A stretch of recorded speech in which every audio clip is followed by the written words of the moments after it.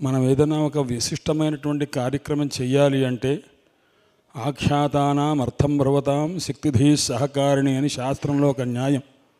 ఏదైనా సరే మనకు ఒక శక్తి ఉండాలి. శక్తి ఉంటే తప్ప మనం ఏ పని చేయలేం. ఆ శక్తులు 3 రకాలుగా ఉంటవి: ప్రభుశక్తి, మంత్రశక్తి, ఉత్సాహశక్తి అని. ప్రభుశక్తి అంటే కొద్దిగా రాజకీయమైనటువంటి పెద్దలు, అటువంటి పెద్దల యొక్క సహకారము, లౌకికమైనటువంటి విషయాల్లో కానీ కొద్దిగా ఆర్థికమైన విషయాల్లో కానీ వారి సహకారం కావాలి.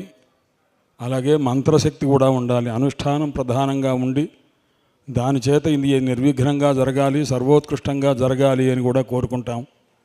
అలాగే చేసేటువంటి కార్యకర్తలు ఎవరైతే ఉన్నారో వాళ్ళు అత్యుత్సాహంగా, మిక్కిలి ఉత్సాహంతో చేస్తూ ఉంటారు. అలాంటి ఉత్సాహశక్తి, ఈ 3 శక్తులు కూడా పరమాచార్యుల వారి యొక్క అసీమ కృపా విశేషం చేత